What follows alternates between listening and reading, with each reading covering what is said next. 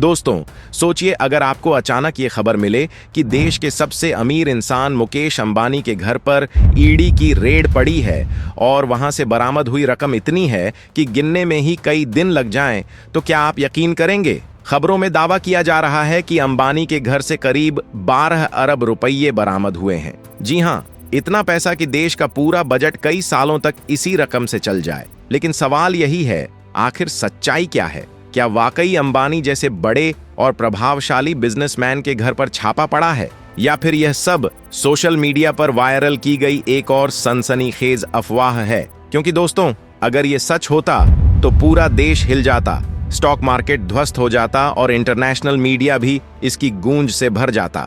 यहीं से शुरू होती है इस खबर की असली कहानी। एक ओर लोग इसे देश का सबसे बड़ा खुलासा बता रहे हैं, वहीं दूसरी ओर एक्सपर्ट्स और फैक्ट चेकर्स कह रहे हैं कि इतनी बड़ी रकम का मिलना संभव ही नहीं। तो दोस्तों, आज हम आपको बताएंगे इस कथित ईडी रेड की असली हकीकत। ये रकम कहां से आई, किसने सबसे पहले ये दावा किया और आखिर क्यों लोग ऐसे फर्जी न्यूज पर आसानी से विश्वास कर लेते हैं। तो बने रहिए वीडियो के आखिर तक, क्योंकि आज आपको बहुत कुछ जानने को मिलने वाला है। यह घटना शुरू होती है एक बड़े वित्तीय खुलासे से, जब सीबीआई ने अनिल अंबानी और उनकी कंपनियों के खिलाफ बैंक धोखाधड़ी का केस दर्ज किया। शुरुआत में लोगों को लगा यह महज एक और कॉरपोरेट विवाद है, लेकिन मामला धीरे धीरे इतना गंभीर होता गया कि इसमें प्रवर्तन निदेशालय को भी कदम उठाना पड़ा। जांच के दौरान चौंकाने वाला सच सामने आया। पता चला कि 2017 से 2019 के बीच रिलायंस अंबानी ग्रुप की कंपनियों ने यस बैंक से करीब 3000 करोड़ का ऋण लिया था। यह रकम जहां बिजनेस डेवलपमेंट और इंफ्रास्ट्रक्चर के नाम पर ली गई थी, वहीं जांच एजेंसियों का दावा है कि इसे कथित तौर पर गलत तरीके से डाइवर्ट कर दिया गया, यानी पैसा असली काम में कम और हेरफेर में ज्यादा इस्तेमाल हुआ। इतना ही नहीं, इस पूरे खेल में बैंक अधिकारियों को रिश्वत देने और दस्तावेजों से छेड़छाड़ करने जैसे आरोप भी जुड़े। जांचकर्ताओं के मुताबिक आरण स्वीकृति के समय बैंक की नीतियों का खुलकर उल्लंघन हुआ और बिना पूरी जांच पड़ताल किए कंपनियों को भारी रकम का कर्ज दे दिया गया। 24 जुलाई 2025 को तस्वीर और भी साफ हो गई, जब ईडी ने अनिल अंबानी ग्रुप से जुड़े 35 ठिकानों पर एक साथ छापेमारी की। इस बड़े ऑपरेशन में करीब 50 कंपनियां और 25 से अधिक शख्स शामिल थे, जिनमें ग्रुप के कई टॉप एग्जीक्यूटिव्स भी थे। छापों में मिले दस्तावेज, डिजिटल डेटा और लेन देन के रिकॉर्ड ने इस पूरे घोटाले की परतें खोल दी। जुलाई 2024 की उस तारीख को याद कीजिए, जब सुप्रीम कोर्ट ने आदेश दिया कि अनिल अंबानी और उनकी कंपनी रिलायंस कम्युनिकेशंस आर्कियॉम के खिलाफ अकाउंट्स की दोबारा जांच हो। इसके बाद जो सिलसिला शुरू हुआ, उसने भारत की कॉरपोरेट दुनिया को हिलाकर रख दिया। जून 2025 में स्टेट बैंक ऑफ इंडिया ने आर्कॉम के खातों को दोबारा फ्रॉड घोषित किया और यह जानकारी सीधे भारतीय रिजर्व बैंक आरबीआई को सौंपी। इतना ही नहीं, एसबीआई ने साथ ही सीबीआई को भी शिकायत दर्ज कराई और बस यहीं से शुरू हुआ वह तूफान जिसने अंबानी परिवार की शांति को छीन लिया। सीबीआई ने अपनी एफआईआर दर्ज करते ही जबरदस्त एक्शन लिया। रिलायंस कम्युनिकेशंस के दफ्तरों में अचानक छापेमारी हुई और फिर जांच की आंच सीधे अनिल अंबानी के घर तक पहुंची।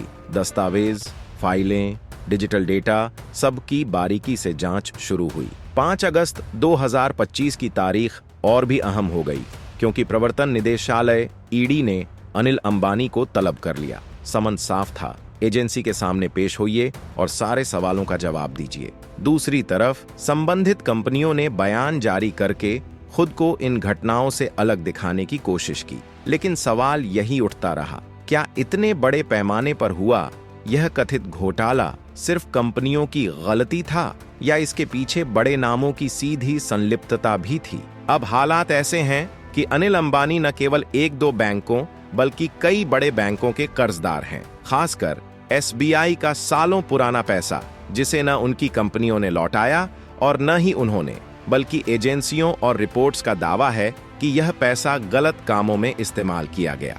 यही वजह है कि यह मामला सिर्फ बैंकिंग फ्रॉड नहीं, बल्कि एक बड़े आर्थिक अपराध की शक्ल ले चुका है। इसी सिलसिले में 23 अगस्त को सुबह 7 बजे सीबीआई की टीम ने कफ परेड इलाके में स्थित उनके घर सी विंड पर रेड डाली।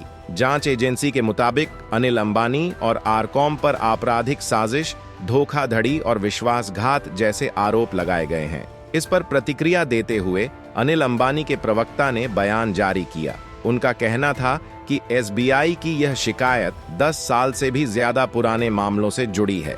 उस वक्त अनिल अंबानी कंपनी में नॉन एग्जीक्यूटिव डायरेक्टर थे और रोजमर्रा के प्रबंधन में उनकी कोई भूमिका नहीं थी। यानी इस बयान के जरिए साफ तौर पर अनिल अंबानी को बचाने की कोशिश की गई।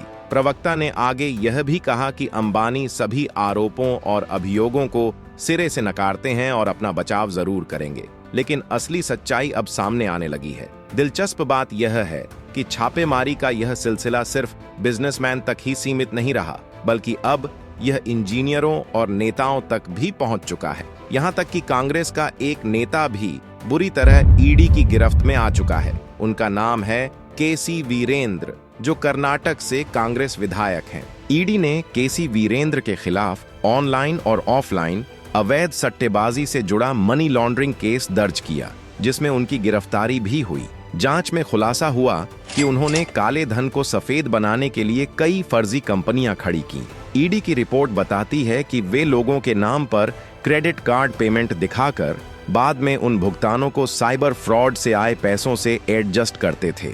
अधिकतर लेन देन बेनामी कंपनियों और लोगों के नाम पर होता था और इस काले धन का इस्तेमाल वे अपनी आलीशान जीवन शैली के लिए करते थे।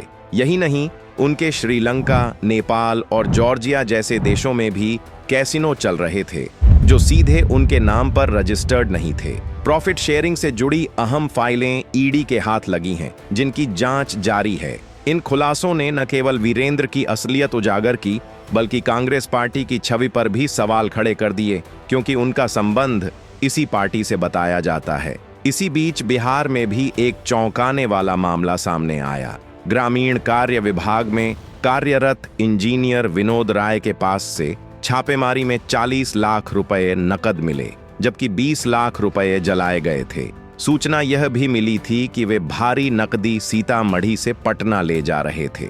ये घटनाएं सत्ता से लेकर सट्टे तक फैले काले खेल की असली तस्वीर पेश करती हैं। रात करीब 11 बजे की बात है। जैसे ही ईओयू को सूचना मिली, टीम अलर्ट हो गई और बिना देर किए विनोद राय के घर पर छापा मारने पहुंच गई। लेकिन वहां जाकर उन्हें पहला झटका लगा। काफी रकम पहले ही कहीं और भेजी जा चुकी थी। घर के भीतर जाने की कोशिश हुई तो दरवाजे पर विनोद की पत्नी दीवार बनकर खड़ी हो गई। अधिकारियों को एक पल में समझ आ गया कि अंदर कुछ गड़बड़ हो रही है। सबूत मिटाए जा रहे थे। सुबह होते ही जब टीम घर के अंदर दाखिल हुई तो सामने जो नजारा था उसने सबको हैरान कर दिया। हर कमरे, हर कोने में अधजली नकदी बिखरी पड़ी थी। यहाँ तक कि बाथरूम में भी अधजले नोट तैर रहे थे।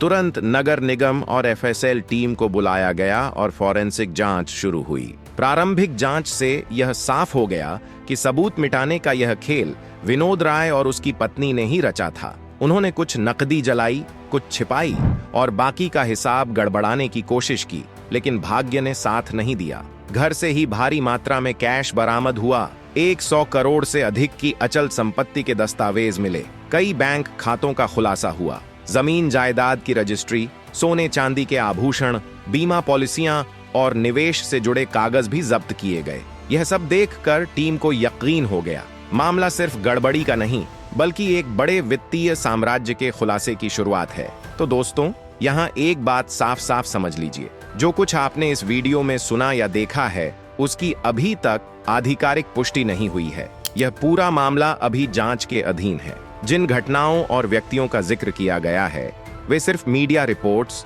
सोशल मीडिया अपडेट्स और सूत्रों की जानकारी पर आधारित हैं। यानी अभी तक किसी पर भी कोर्ट द्वारा दोष सिद्ध नहीं किया गया है। इसलिए जरूरी है कि इसे सिर्फ सूचना और चर्चा के तौर पर ही देखा जाए, न कि किसी अंतिम नतीजे के रूप में। असली तस्वीर तो तभी सामने आएगी जब जांच पूरी होगी और आधिकारिक रिपोर्ट बाहर आएगी। अगर आपको हमारी यह प्रस्तुति पसंद आई हो तो जरा सोचिए, आपका एक छोटा सा लाइक हमारी कितनी हौसला अफजाई करता है। और हाँ, इस वीडियो को अपने दोस्तों, परिवार और सोशल मीडिया पर शेयर करना मत भूलिए।